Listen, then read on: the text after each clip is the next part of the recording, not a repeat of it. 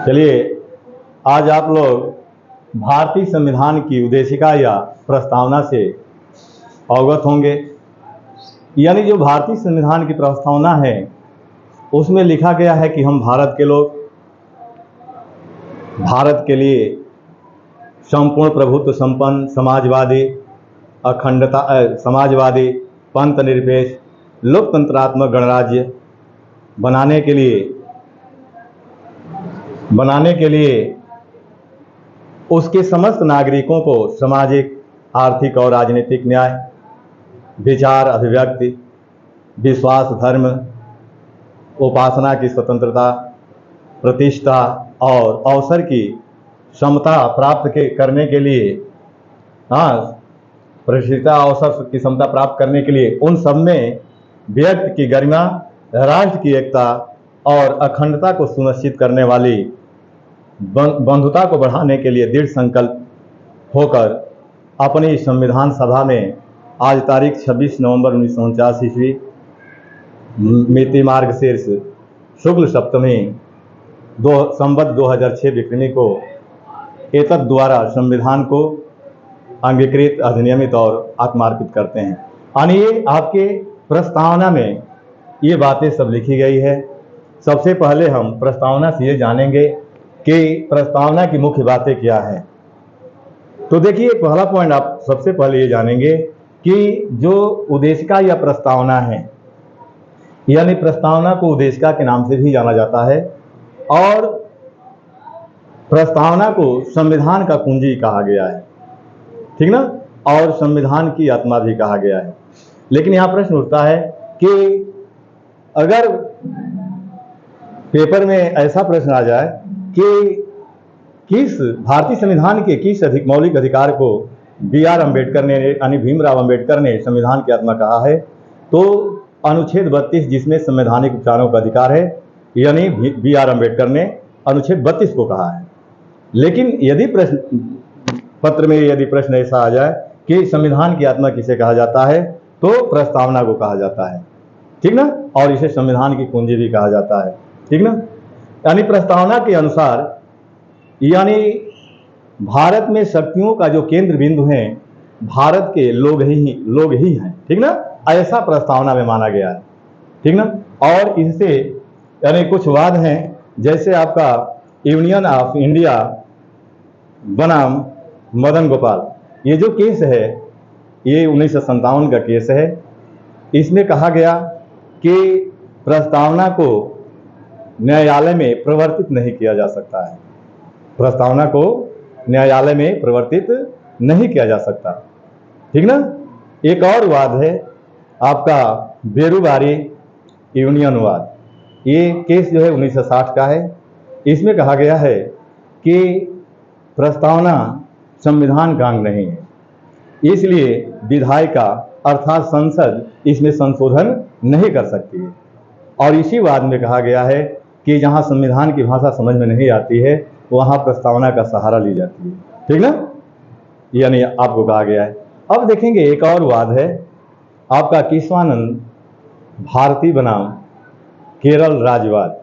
ये केस जो है 1973 का है और इसमें सुप्रीम कोर्ट ने कहा है कि प्रस्तावना संविधान का अंग है और विधायिका इसमें संशोधन कर सकती है, ठीक ना। ये केशवानंद भारती बनाम केरल राज्यवाद में है।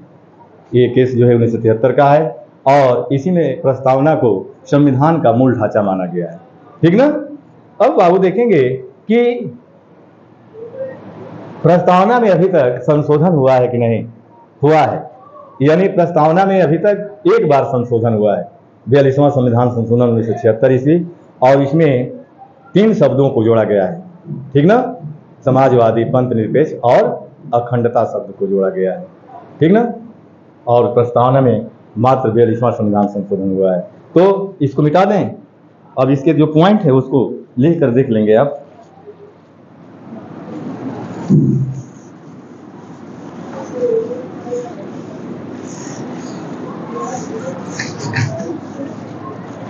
यानी प्रस्तावना की मुख्य बातें,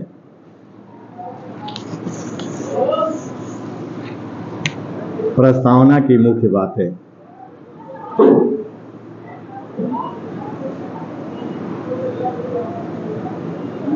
मुख्य, देखिए पहला पॉइंट तो ये जानेंगे कि प्रस्तावना को संविधान की आत्मा कहा गया है। प्रस्तावना को संविधान की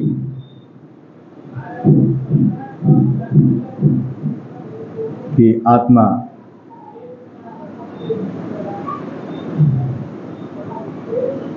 संविधान की आत्मा और कुंजी कहा गया है, और संविधान की कुंजी कहा गया है।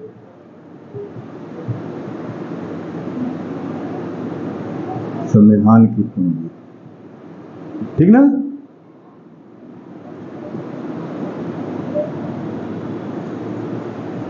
दूसरा पॉइंट, प्रस्तावना के अनुसार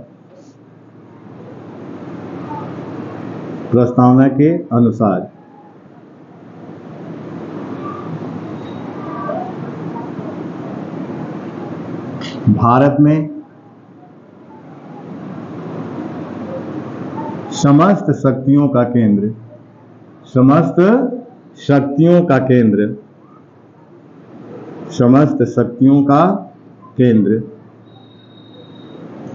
केंद्र बिंदु भारत के लोग ही हैं।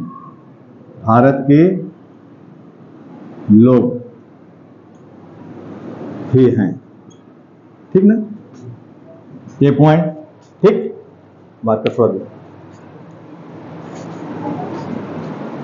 ठीक ना। तीसरा पॉइंट, यूनियन ऑफ इंडिया बनाम मदन गोपाल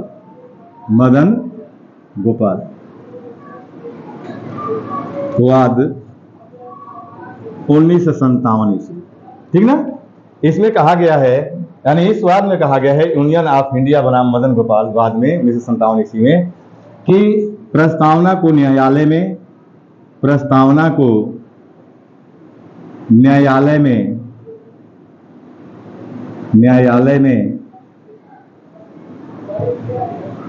परिवर्तित नहीं की जा सकती,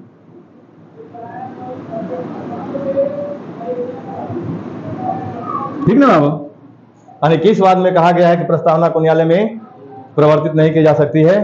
तो यूनियन ऑफ इंडिया बनाम मदन गोपाल, ये वाद कब का है? 1957 ईस्वी का। बिठा दें इसको। अब देखिए दूसरा वाद बेरूबाड़ी है। बेरूबाड़ी यूनियन वाद, और ये 1960 का है, ठीक ना बाबू, 1960 ईस्वी। इसमें कहा गया कि प्रस्तावना संविधान का अंग नहीं है। इसमें क्या कहा गया है कि प्रस्तावना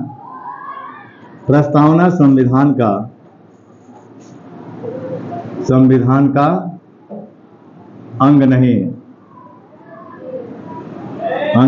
है, इसलिए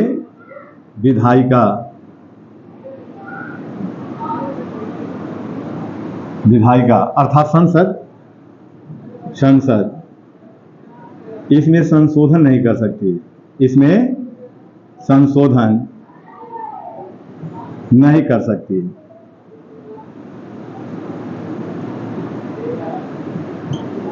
ठीक ना बाबू। यानी बेरूबाड़ी यूनियन वाद 1960 में कहा गया कि प्रस्तावना संविधान का अंग नहीं है, इसलिए विधायिका यानी संसद इसमें संशोधन नहीं कर सकती है। एक और पॉइंट इसमें मिलता है इस वाद में कि जहां संविधान की भाषा समझ में नहीं आती है, जहां संविधान की भाषा समझ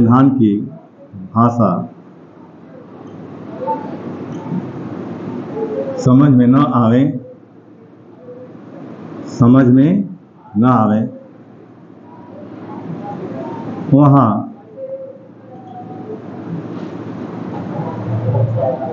वहाँ प्रस्तावना की सहायता ली जाती है, वहाँ प्रस्तावना की सहायता ली जाती है।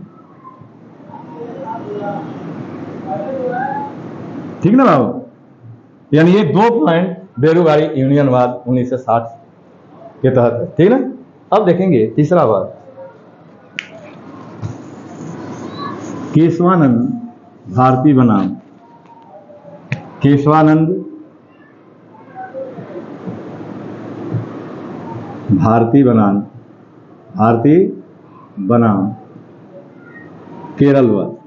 केरल राजवाद, और इसका समय है 1973 ईस्वी। ठीक ना बाबू। देखिए इस बात में सुप्रीम कोर्ट ने कहा, यानी ने क्या कहा, यानी सुप्रीम कोर्ट ने कहा कि प्रस्तावना संविधान का अंग है।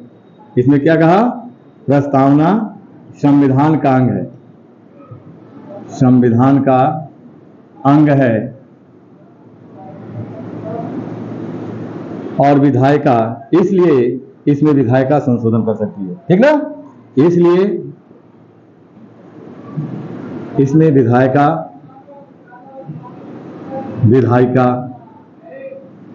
संशोधन कर सकती है। ठीक ना बाबू, संशोधन कर सकती है। दूसरा पॉइंट इसमें इस केस में आया कि प्रस्तावना को संविधान का मूल ढांचा माना गया। यानी इसमें क्या माना गया, इस वाद में प्रस्तावना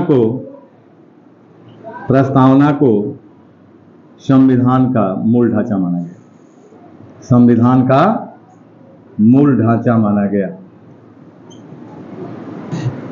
ठीक ना। तो ये आपका है। अब देखेंगे कि प्रस्तावना में अभी तक संशोधन हुआ है कि नहीं, तो एक बार हुआ है। ठीक ना। मिटा दें इसको, लिख लेंगे कि प्रस्तावना में अभी तक एक बार संशोधन हुआ है। ठीक ना बाबू, एक बार संशोधन हुआ है। वो कौन सा संशोधन है, 42वें संविधान संशोधन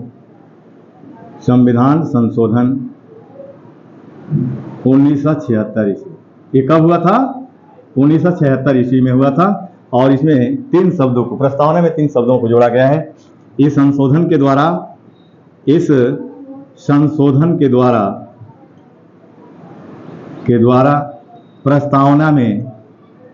प्रस्तावना में 3 शब्दों को जोड़ा गया है, 3 शब्दों को जोड़ा गया। ठीक ना। ये 3 शब्द क्या है, समाजवादी, ठीक ना। दूसरा पंथ निरपेक्ष या धर्म निरपेक्ष, इसी को कहते हैं। ठीक ना। और तीसरा अखंडता शब्द, तीसरा क्या जोड़ा गया है, अखंडता को जोड़ा गया। तो प्रस्तावना से यही आपके बनते हैं। तो आज यहीं तक रहने दिया जाए। ठीक ना। अगले क्लास में मौलिक अधिकार दे